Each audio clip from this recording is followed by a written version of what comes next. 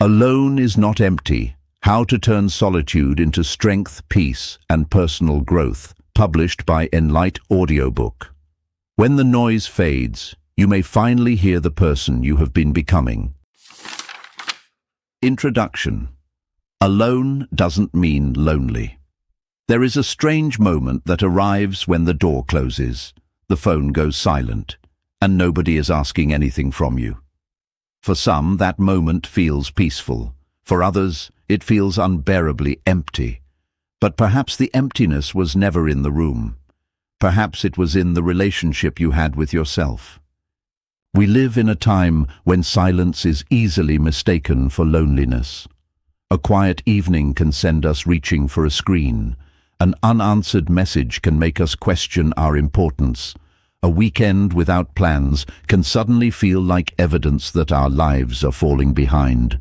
But being alone is not the same as being lonely. Solitude can become a private classroom where you learn to think clearly, stand firmly, and listen honestly to yourself. It can strip away the noise of approval and reveal what genuinely matters to you.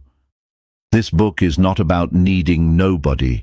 It is about becoming someone who can be alone without feeling incomplete, because sometimes, when everyone else steps away, you finally have the space to come back to yourself. Chapter 1. Stop running from yourself. At 10:47 on a Friday night, Daniel was sitting alone in his apartment with 3 screens glowing in front of him. The television was playing a show he wasn't really watching. His phone was open to social media. His laptop displayed an unfinished project he had no intention of completing that night. The room was full of noise, yet something inside him felt strangely quiet. Every few minutes he switched between apps. He checked messages, scrolled through photographs, watched short videos, opened his email, closed it, opened it again. He wasn't looking for information. He was looking for interruption. Then, almost by accident, the internet stopped working. The television went silent. His phone had no new notifications. The apartment suddenly became still. For the first time that evening, Daniel had nowhere to look. And that was when he realized something uncomfortable. He wasn't afraid of being alone. He was afraid of being alone with himself. That distinction can change the way you understand solitude. Many people spend years constructing elaborate escapes from their own thoughts. They fill empty rooms with television, empty evenings with scrolling, uncomfortable feelings with conversation, and uncertain moments with endless activity. They remain occupied not necessarily because life demands it, but because stillness gives their inner world a chance to speak. And sometimes what it says is difficult to hear. There may be disappointment you never processed, a decision you keep postponing, a relationship you know has changed, a dream you quietly abandoned, a version of yourself you no longer recognize, so you keep moving. You answer messages before they become unanswered. You make plans before loneliness can arrive. You turn on music before silence settles in. You reach for your phone before your thoughts have enough time to form. Running can feel productive when you never stop long enough to notice that you are running. Daniel's story is not unusual. What makes it important is what happened next. Instead of immediately restoring the noise, he remained on the sofa. At first, the silence irritated him. Then it became uncomfortable.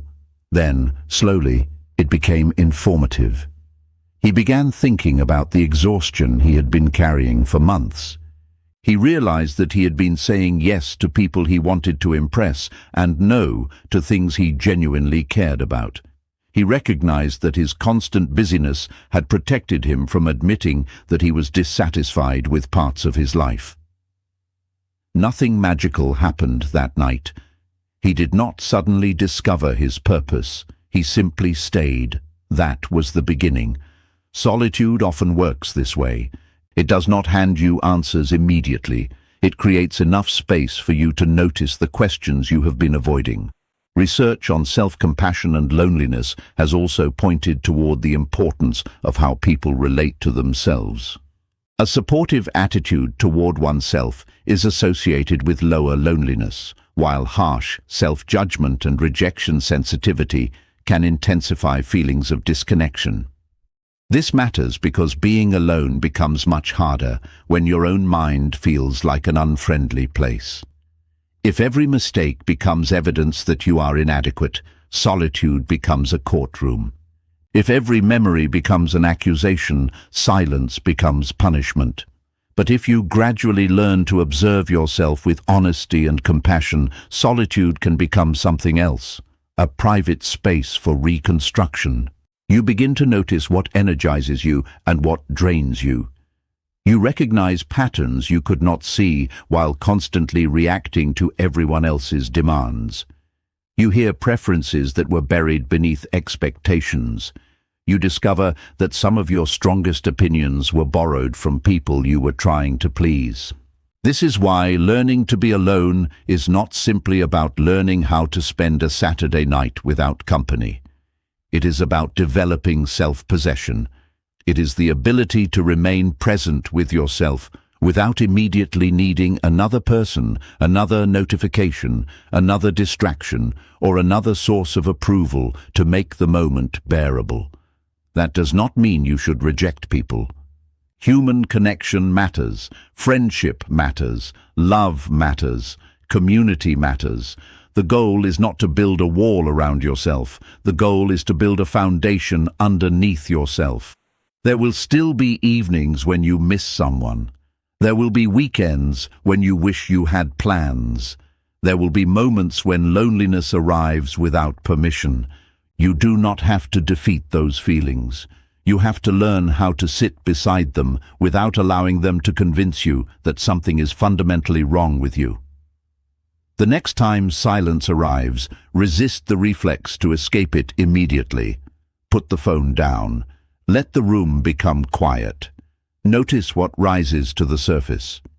You may discover thoughts you need to confront, feelings you need to understand, or dreams you need to reclaim. And perhaps you will discover something even more valuable. The person you have been trying so hard to escape may be the person you have been waiting your whole life to understand. Chapter 2. Solitude is not loneliness. The restaurant was almost full, yet Maya felt as though she had arrived on another planet. At the table beside her, two friends were laughing over coffee. Across the room, a couple leaned toward each other in quiet conversation. Near the window, a group of colleagues were taking photographs and passing plates around. Maya sat alone. Her meal had barely arrived when she reached for her phone. She opened Instagram, scrolled for a while, closed it, reopened it, and checked her messages. Nothing. She looked around again. For the first time that evening, she wondered whether eating alone meant something was wrong with her life. The strange part was that Maya had spent the previous 3 months surrounded by people. Her calendar was crowded. Her phone was rarely silent. She attended dinners, replied to group chats, met co-workers after work, and accepted invitations she did not particularly want. Yet she had never felt more disconnected. That evening taught her something she had not understood before. Being surrounded is not the same as being connected. And being alone is not automatically loneliness. We often use the two words as though they describe the same experience. They do not. Solitude describes a condition. You are physically by yourself. Loneliness describes an emotional experience. You feel that the connection you need is missing. One is about presence. The other is about perception. You can sit alone beside a quiet lake and feel completely at peace. You can also sit at a crowded dinner table and feel invisible. This distinction matters because when we confuse solitude with loneliness, we begin treating our own company as a problem. We rush to fill empty spaces. We become uncomfortable with unplanned evenings. We interpret a quiet weekend as social failure. We assume that everyone else is moving forward while we are somehow being left behind. But solitude can have another function. It can give the mind room to settle. Research on solitude suggests that people's experiences of being alone vary considerably. Qualitative research has found that introspection, self-reflection, optimism, curiosity, and self-compassion can contribute to more positive experiences of solitude. That does not mean solitude is always pleasant. Sometimes being alone hurts. Sometimes you genuinely miss someone. Sometimes an empty chair reminds you of a person who used to sit there. Sometimes a quiet phone reminds you of a relationship that has changed. Sometimes Sunday evening arrives and the silence feels heavier than it did on Friday. Those feelings deserve honesty. The goal is not to convince yourself that loneliness is wonderful. The goal is to understand what the feeling is telling you. Maya eventually began noticing something important. She did not necessarily want more people around her. She wanted deeper connection with the people already in her life and a better connection with herself. So she started making different choices. Instead of accepting every invitation because she feared being forgotten, she began asking herself whether she genuinely wanted to go. Instead of measuring her social life by the number of messages on her phone, she began paying attention to the quality of her conversations. And occasionally, she ate alone. At first, it felt awkward. Then it became ordinary. Eventually, it became enjoyable. She discovered that there was something liberating about sitting at a table without needing to perform, impress, entertain, or wait for someone else's approval. She could simply eat. She could watch people passing outside. She could think. She could breathe. Nothing was missing. That realization may sound small, but it represents a profound psychological shift. When you stop treating solitude as evidence that something is wrong, you begin experiencing it differently. A quiet evening becomes an evening. An empty seat becomes an empty seat. A weekend without plans becomes time. You stop attaching a negative story to every moment of physical aloneness. This matters because our interpretation of solitude can influence how we experience it. Research has found that reframing solitude as potentially beneficial can help people experience time alone more positively. The mind does not merely experience circumstances, it interprets them. That interpretation can either imprison you or give you room to breathe. Consider the difference between these two thoughts. Nobody invited me, I must be unwanted. And I have an unexpected evening to myself. What would I enjoy doing? The circumstance is almost identical. The meaning is completely different. This is where solitude becomes a form of personal freedom. You no longer need every empty space to be filled by somebody else. You can take yourself for coffee. You can walk without waiting for company. You can read in a quiet room. You can travel. You can learn something. You can simply sit and let your thoughts settle. And when you genuinely need connection, you can reach out without shame. That last part matters. Being comfortable alone does not mean pretending you never need anyone. Humans are relational by nature. Friendship, affection, family, community, and meaningful relationships remain essential parts of a fulfilling life. Emotional independence is not emotional isolation. It is the ability to say, I value your presence, but your absence does not erase my worth. There is enormous strength in that distinction. You stop clinging to people simply because silence frightens you. You stop accepting poor treatment because being alone seems worse. You stop confusing attention with affection. You stop measuring your value by how crowded your calendar looks. And perhaps most importantly, you begin choosing people because you genuinely appreciate them, not because you are terrified of being by yourself. Maya still had lonely evenings. She still missed people. She still enjoyed crowded dinners and long conversations. But she no longer saw solitude as a verdict on her life. That was the real transformation. You do not have to turn yourself into someone who loves every moment alone. You only need to stop treating aloneness as proof that your life is empty. Because sometimes the room is quiet simply because the room is quiet. Nothing has gone wrong. Nobody has rejected you. Your life has not fallen behind. There is only this moment, and you are here to experience it. Solitude becomes powerful when you stop asking, "Who is missing?" and start asking, "What can I discover while I am here?" Chapter 3. Become someone you enjoy being with. There is a particular kind of loneliness that does not come from having nobody around. It comes from spending an entire day with yourself and realizing you barely know who you are anymore. You know what other people like. You know what your family expects. You know what your friends want to do on Friday night. You know what kind of person your workplace rewards. But what do you enjoy? What makes you curious? What makes an ordinary afternoon feel worthwhile when nobody is there to notice? These questions can feel surprisingly difficult. We spend so much time adapting to other people's expectations that our own preferences can become faint. We learn how to fit in before we learn how to stand comfortably in our own company. This is why learning to be happy alone is not simply about finding activities to fill your free time. It begins with becoming someone you genuinely enjoy being with. Consider the story of Nadia, a 32-year-old marketing professional who had always considered herself highly social. Her weekends were rarely empty.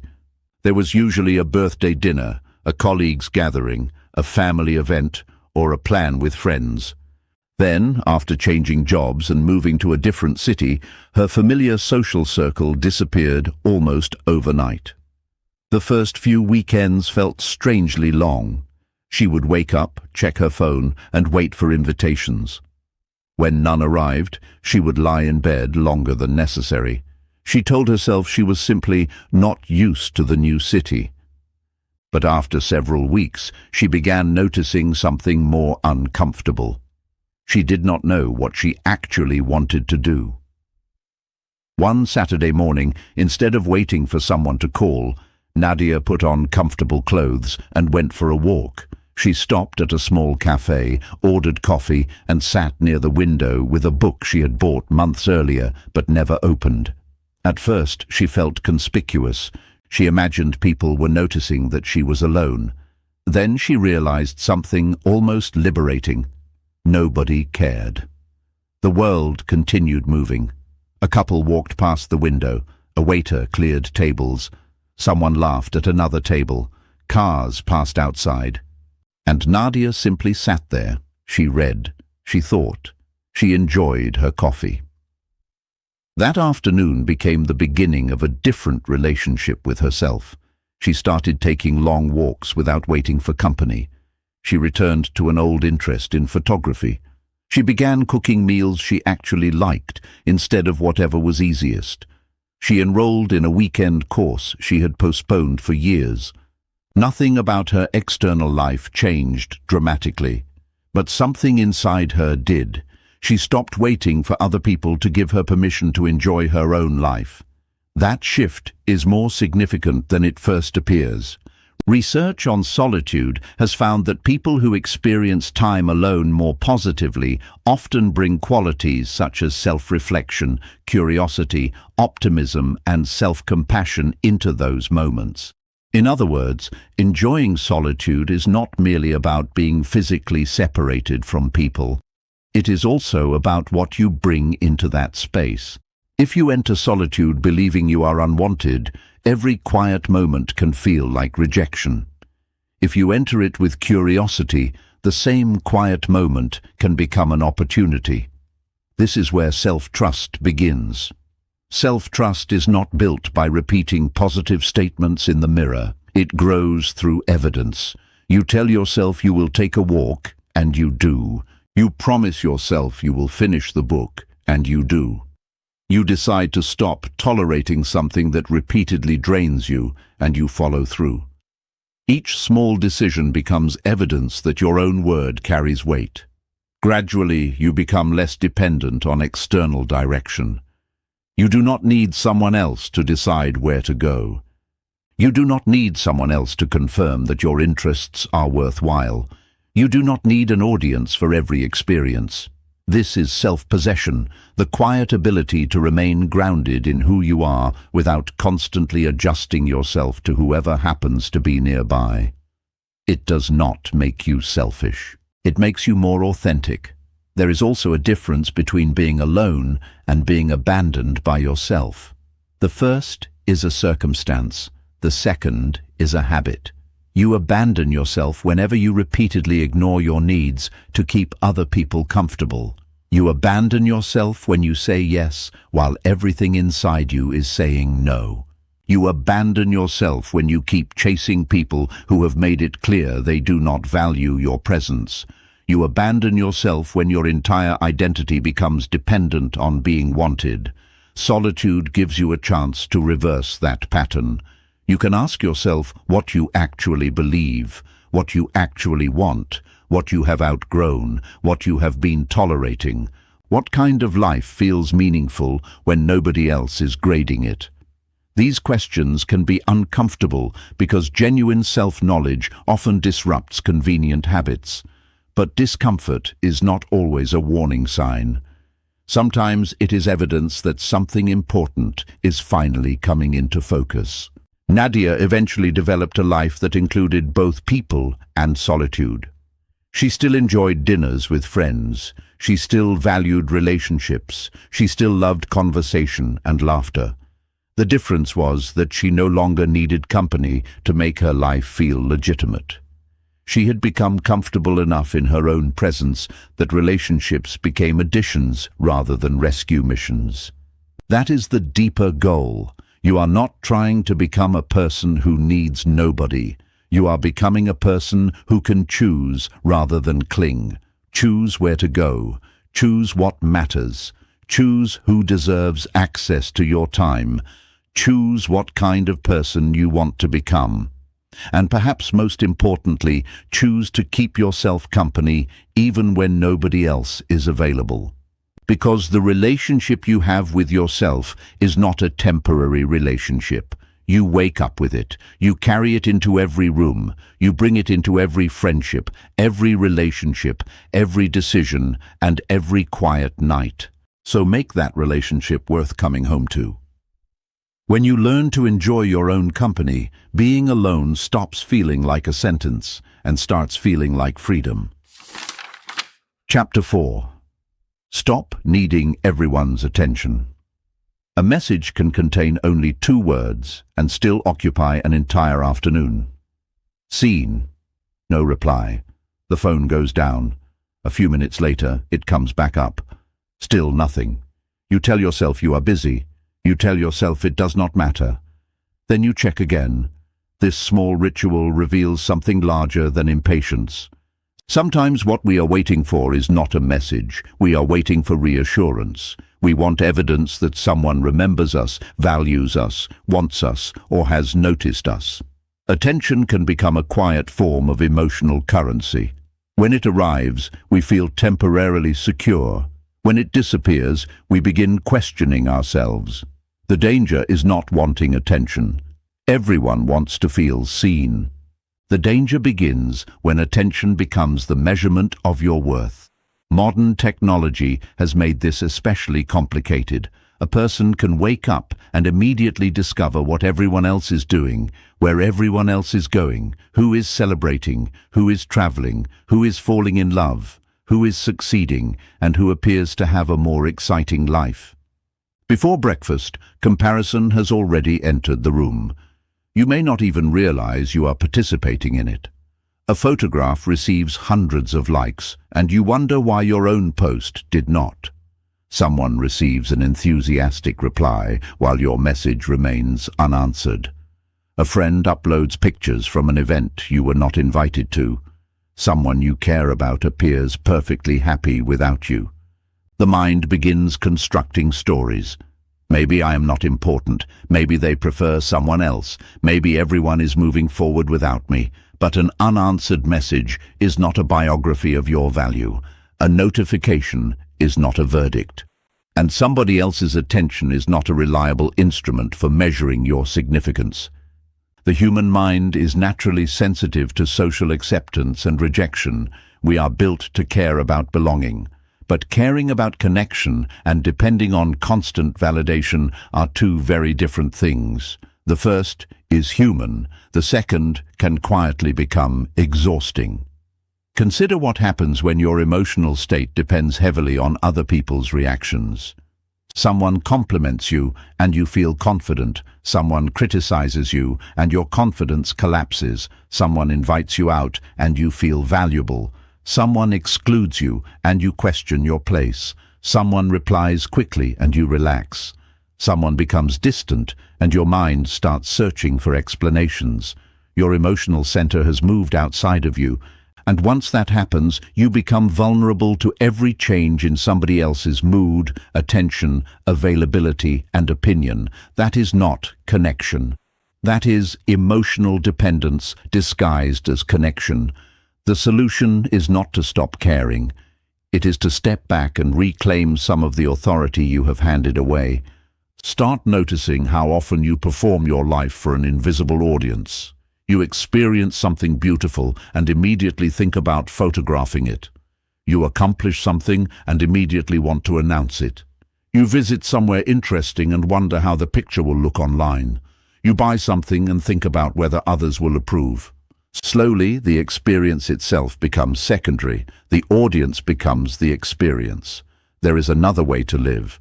You can drink your coffee without photographing it. You can take a walk without posting the view.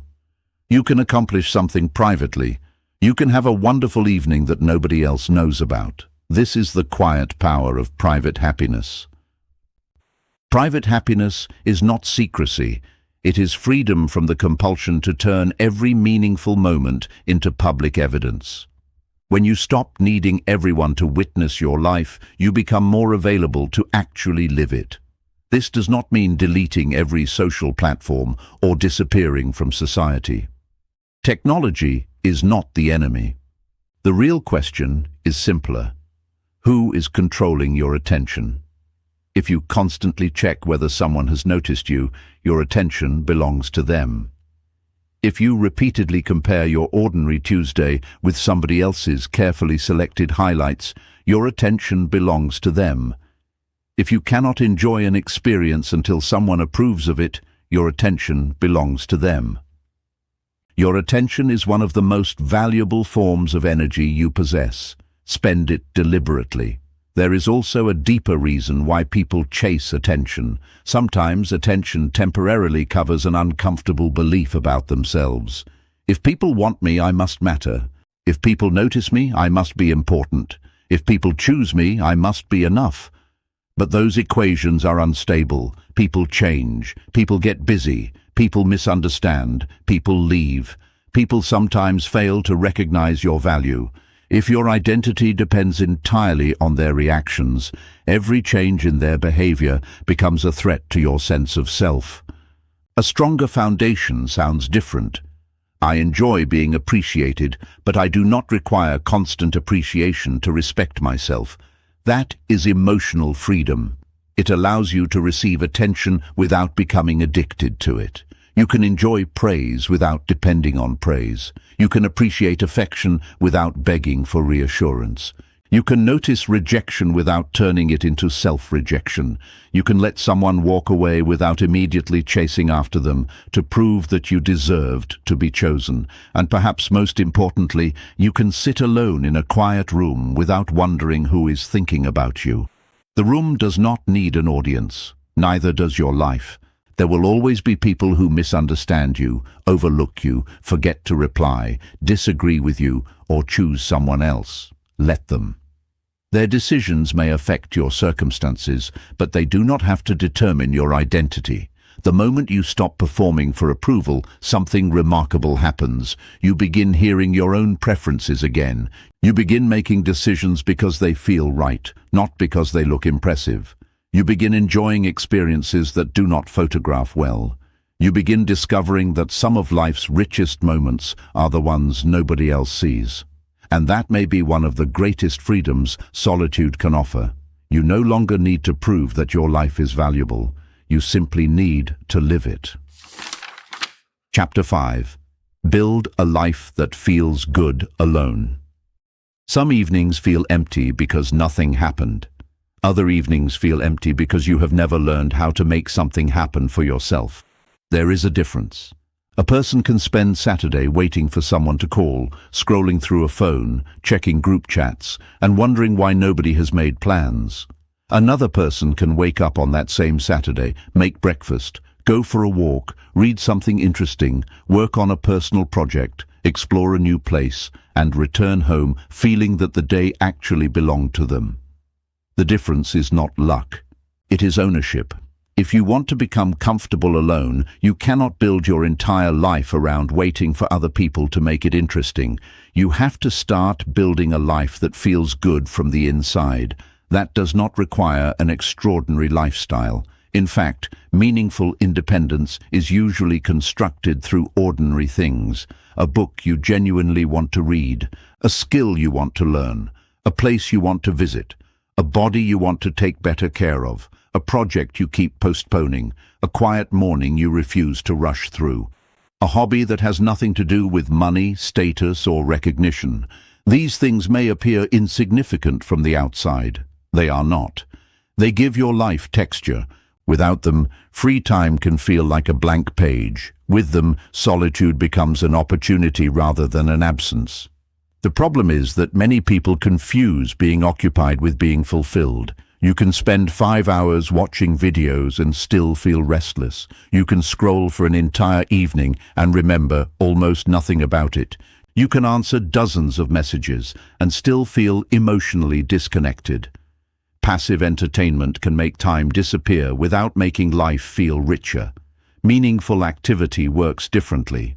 When you learn something difficult, create something, exercise, cook, write, explore, repair, practice, or build, you participate in your own life. You are not merely consuming time, you are shaping it. That distinction becomes especially important when you are alone. When nobody else is available to provide stimulation, you discover what you can generate from within. This is where personal interests become surprisingly powerful. A hobby is not simply a way to kill time. Time does not need killing, it needs living. Learning to play an instrument, growing plants, painting, photography, reading history, cooking new recipes, running, writing, woodworking, gardening, studying a language, or exploring your city can give solitude a sense of direction. You do not have to become exceptional at these things. You simply need something that makes you curious enough to keep going. Curiosity is one of the most useful companions you can develop.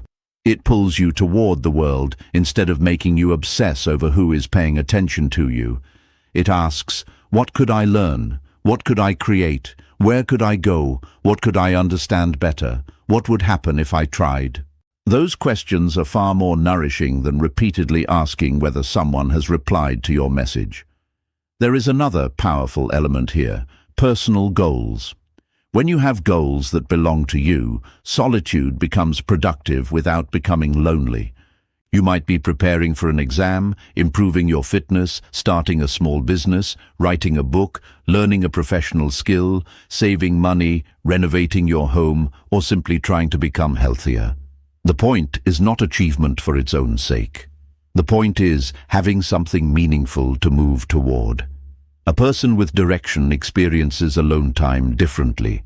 An empty afternoon is no longer simply empty, it becomes available. That word changes everything. Available, available to learn, available to think, available to create, available to recover, available to make progress. Of course, this does not mean every moment alone should become productive. That would simply replace one form of pressure with another. You are allowed to rest. You are allowed to do nothing. You are allowed to watch a movie, stare through a window, take a slow walk, or drink coffee without turning it into a personal development exercise. The goal is not to optimize every minute. The goal is to make your life feel like your life. There is enormous freedom in developing rituals that belong only to you. Perhaps Sunday morning becomes your reading time. Perhaps you take a long walk after work. Perhaps Friday evening means cooking something new. Perhaps you spend 1 hour every week learning something completely unrelated to your career. These rituals create familiarity. They give ordinary days a quiet identity. Eventually, you stop asking, "Who is available?" You begin asking, "What do I feel like doing?" That is a profound shift. Your life becomes less reactive. You stop waiting for invitations before deciding whether the day can be enjoyable. You stop depending on other people's schedules to determine your own. You begin to take your life back. And something else happens along the way. You become more interesting to yourself. You discover preferences you had ignored. You uncover abilities you had never tested. You develop opinions that are genuinely yours. You become familiar with your own rhythm. That familiarity creates confidence, not the loud kind, the quieter kind, the kind that comes from knowing you can create a good day even when nobody else has planned one for you. This is also why solitude can strengthen relationships. When your life is already meaningful, you do not approach people with desperation. You approach them with generosity. You do not need them to rescue your boredom. You can enjoy their company. You can miss them without falling apart. You can love them without making them responsible for your happiness. You can invite someone into your life without handing them the keys to it. That is what healthy independence looks like. Not isolation, not emotional distance. Ownership. You are responsible for creating a life that gives you reasons to wake up with interest.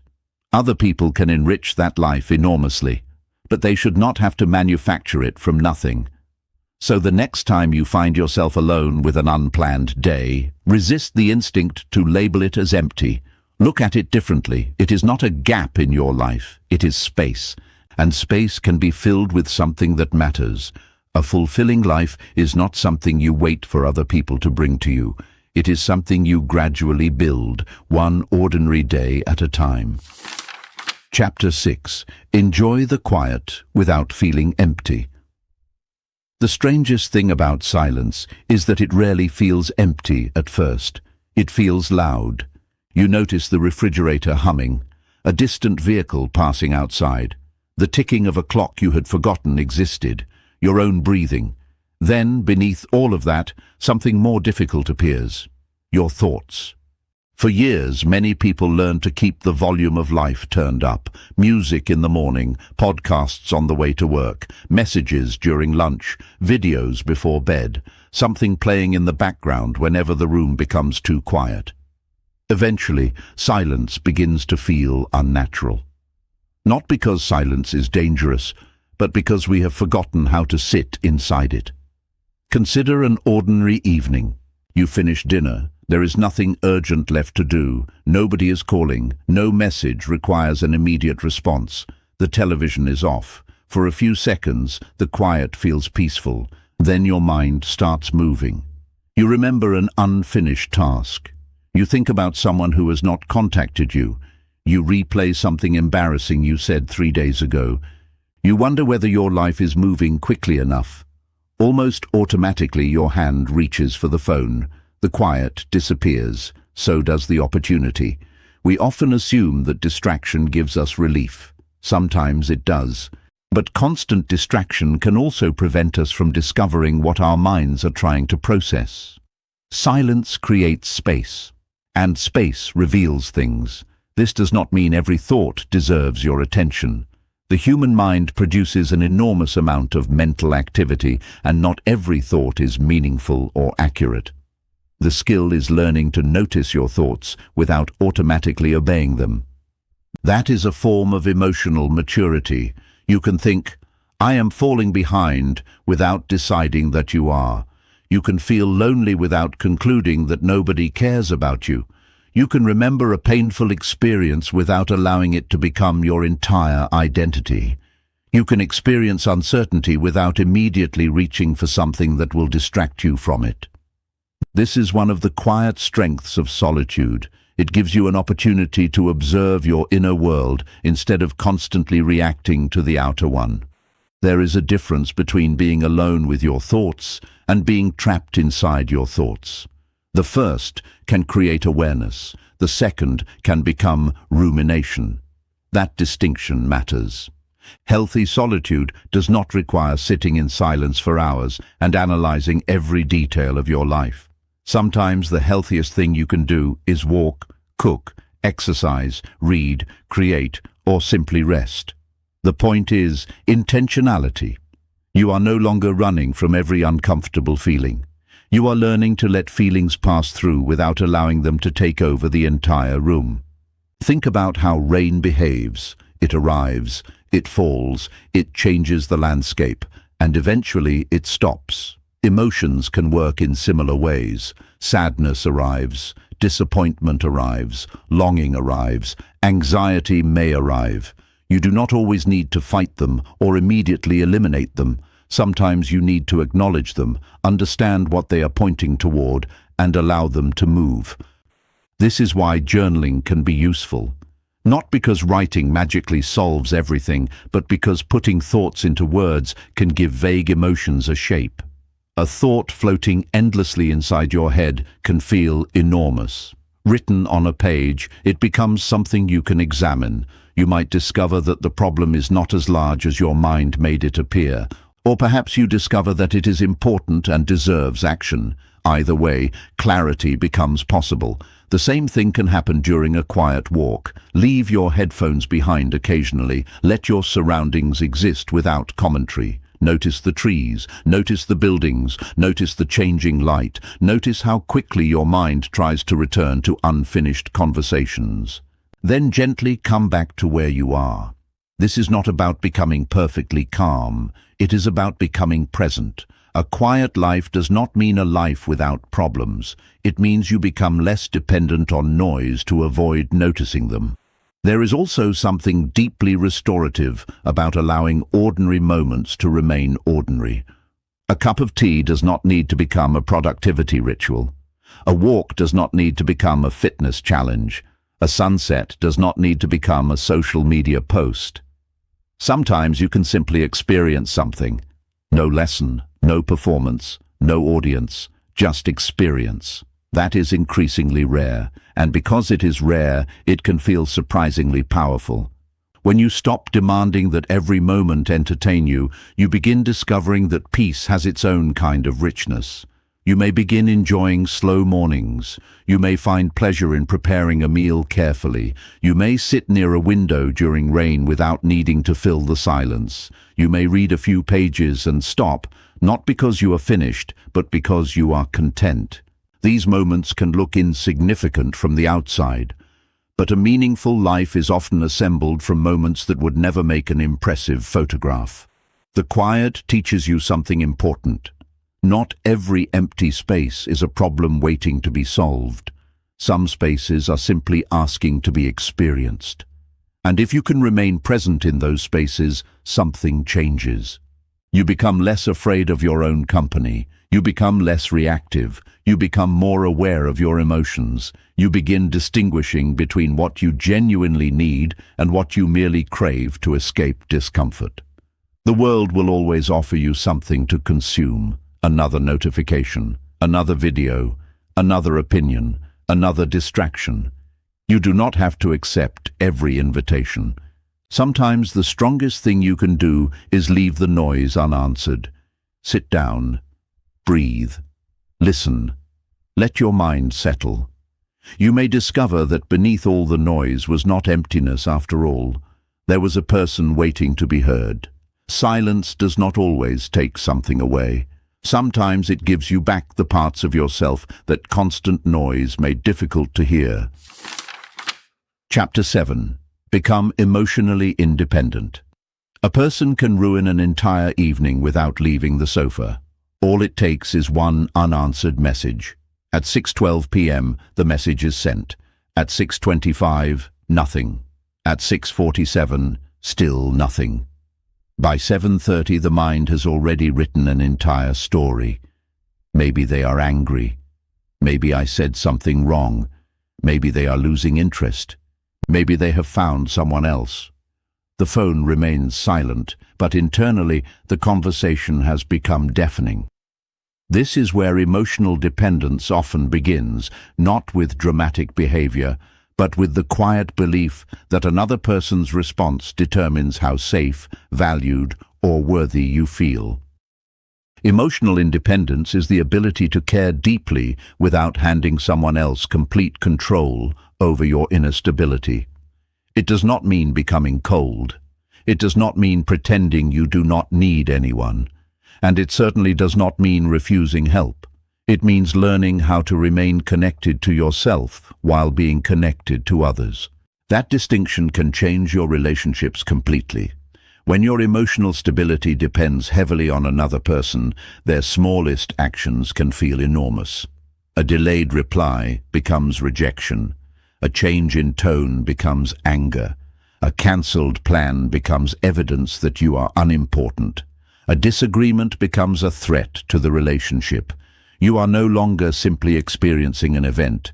You are interpreting every event through fear. The problem is that fear is a poor storyteller.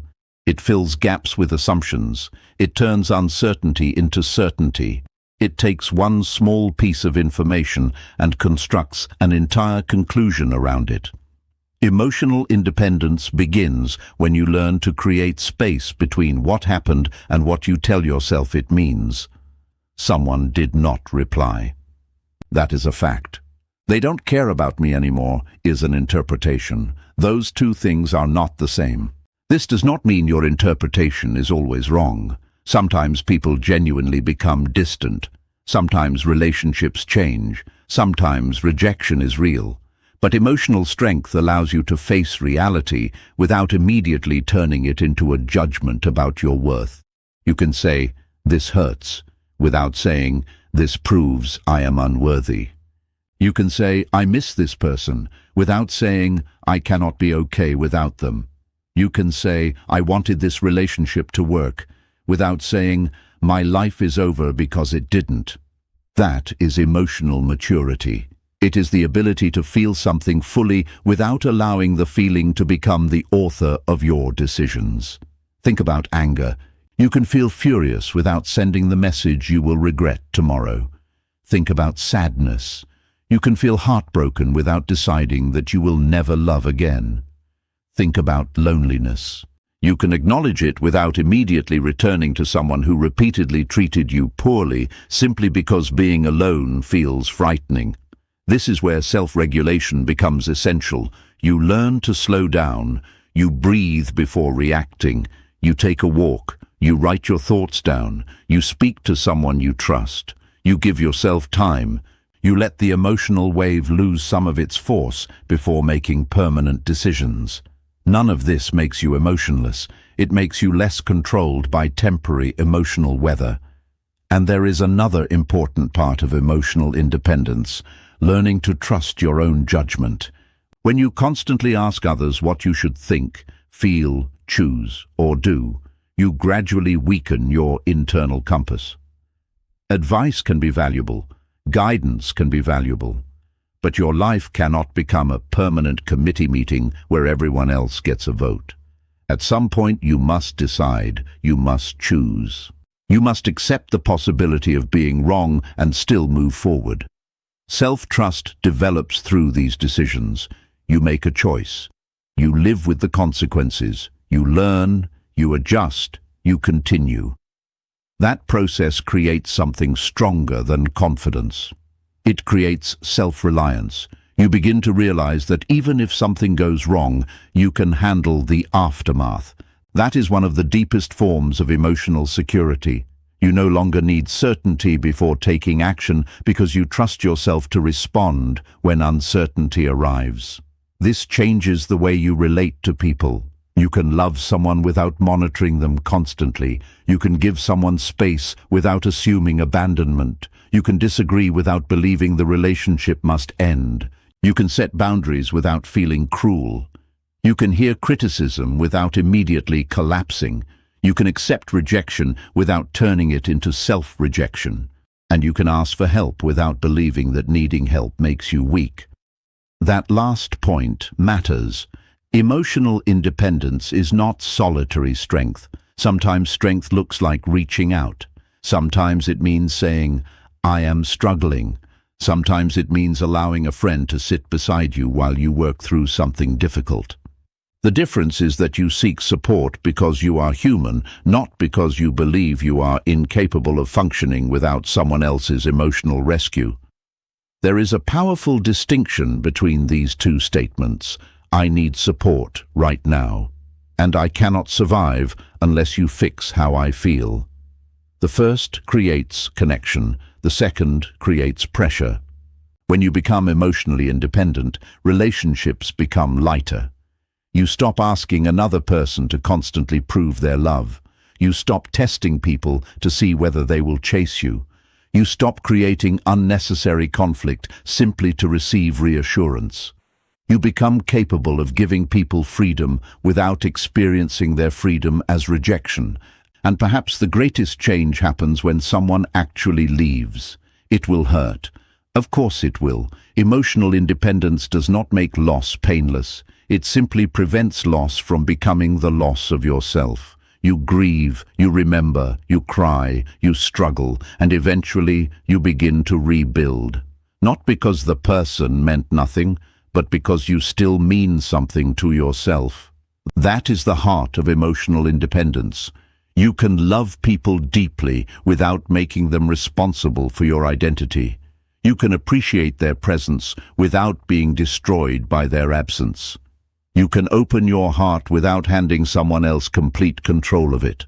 And when you reach that place, solitude changes again. Being alone no longer feels like emotional abandonment. It becomes a reminder that even when life becomes uncertain, there is still one person you can return to. You, not perfect, not invulnerable, not always certain, but present. And sometimes, knowing that you can remain standing even when someone else walks away is the quietest form of freedom. Chapter 8. Choose people from strength, not need. There is a quiet difference between saying, "I want you in my life," and saying, "I don't know who I am without you." From a distance, they can sound similar. Emotionally, they are worlds apart. One comes from choice, the other comes from fear. When you become comfortable with your own company, relationships begin to change. You stop approaching people as solutions to your loneliness and start seeing them as human beings whose presence can enrich an already meaningful life. That shift is subtle but powerful. When you desperately need someone, you may tolerate things you would normally question. You overlook disrespect. You excuse inconsistency. You remain available to people who rarely make themselves available to you. You become afraid to establish boundaries because you worry that boundaries might cost you the relationship. You keep holding on because the thought of being alone feels worse than the reality of being poorly treated. Need can make almost anything look necessary. Strength allows you to see clearly. This does not mean you should become suspicious of everyone or treat relationships as transactions. Human beings need connection. Friendship, family, affection, companionship, and love are not weaknesses. They are part of being human. The problem begins when connection becomes the price you pay for abandoning yourself. Think about someone who constantly changes their personality depending on who they are with. Around one group, they pretend to enjoy things they dislike. Around another, they suppress their opinions. In a relationship, they become whatever their partner wants. They call it compromise, but compromise has limits. When you repeatedly erase yourself to keep someone close, you are not creating intimacy. You are creating disappearance. Healthy relationships should make room for two people, not require one person to become smaller so the other can remain comfortable. This is why solitude can improve relationships. When you know you can stand alone, you become less frightened by the possibility of disagreement. You can say no, you can express an opinion, you can ask for what you need, you can walk away from something unhealthy, and you can stay in a relationship because you genuinely choose it, not because you are terrified of having nobody else. That distinction changes the quality of love. Imagine two people sitting across from each other. One says, "Please don't leave me. I don't know what I'll do without you." The other says, "I hope we continue together. I love what we have, but I will not lose myself to keep it." The second statement may sound less desperate, but it actually contains more security.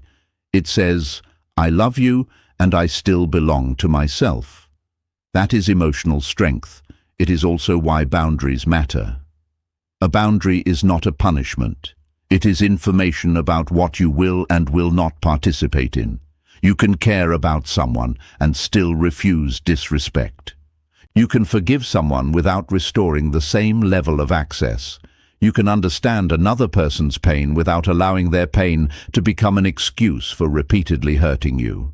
You can love someone and still say, "This does not work for me." That sentence can be difficult for people who have spent years measuring their worth by how useful, agreeable, or available they are to others. But the ability to disappoint someone without abandoning yourself is a significant form of maturity. Not everyone will understand your boundaries. Some people benefited from you having none. When you begin changing, they may call you selfish, distant, difficult, or different. Perhaps you are different. Growth often changes what you are willing to tolerate, and that is not necessarily a problem. The goal is not to keep everyone. The goal is to build relationships where you can remain yourself. There is another reason solitude makes relationships healthier. It helps you distinguish between love and fear. Sometimes what feels like intense attachment is actually anxiety. You think about someone constantly. You worry about losing them. You need repeated reassurance. You analyze every change in their behavior. You feel relief when they return and panic when they pull away. That emotional intensity can feel like passion. But intensity is not always intimacy. Real connection has room to breathe. It allows two people to have separate interests, separate friendships, separate thoughts, and separate moments of quiet. Healthy closeness does not require constant access. You can miss someone without monitoring them. You can love someone without possessing them. You can spend time apart without assuming the relationship is falling apart. This is where being happy alone becomes surprisingly valuable. If you can enjoy your own evening, you do not need to panic when your partner wants an evening alone. If you have your own interests, you do not need your friend to be available every weekend. If you trust yourself, you do not need everyone to agree with every decision you make. Your relationships become less about filling holes and more about sharing lives. That is a much healthier foundation. Of course, there will be moments when you choose companionship because you genuinely want it. Call your friend, visit your family, go on the date, accept the invitation, ask someone to stay. Being independent does not mean refusing closeness. It means closeness is a choice rather than a desperate requirement. There is tremendous dignity in knowing that you can walk into a room alone and still feel whole. You can enter a relationship without surrendering your identity. You can leave a relationship without surrendering your future. You can love deeply without disappearing inside someone else's life. And you can say goodbye when necessary without believing that goodbye means your story is over. People are meant to add depth to your life, not define its entire meaning. So choose people who allow you to breathe. Choose people who respect your boundaries. Choose people who celebrate your growth rather than competing with it. Choose people with whom you can be honest without performing. And when you find them, do not hold them tightly out of fear. Hold them with appreciation. Because there is a profound difference between clinging to someone because you cannot stand alone and standing firmly while choosing to walk beside them. The first is dependence. The second is partnership. And when you learn to stand on your own, you finally become capable of walking with someone without needing them to carry you. The healthiest relationships are not built by two incomplete people desperately trying to complete each other. They are built by two whole people who choose to share what they have. Conclusion: you were never incomplete. One day, you may sit alone in a quiet room again. Your phone may be silent. Nobody may be waiting for you. But perhaps this time, you will not feel that something is wrong. You will understand that being alone is not the same as being abandoned. Throughout this journey, you have learned that solitude can give you something the noise of life often takes away: space to hear yourself. You learn to stop running from your thoughts, stop measuring your worth through attention, and stop depending on others to make your life meaningful. You learn that emotional independence does not mean needing nobody. It means knowing that you can love people deeply without losing yourself in them. You will still have lonely days. You will still miss people. You will still want companionship. That is human. The goal was never to become someone who needs nobody. The goal was to become someone who does not abandon themselves when nobody is around. Build a life you enjoy. Protect your peace. Choose people who respect you. Reach out when you need connection. And when the world becomes quiet, do not rush to escape it. Stay, listen. You may discover that the silence was never empty. It was giving you room to grow. You were never incomplete because you were alone. You were simply learning how to become your own company. Alone is not empty. Sometimes it is where you finally find yourself.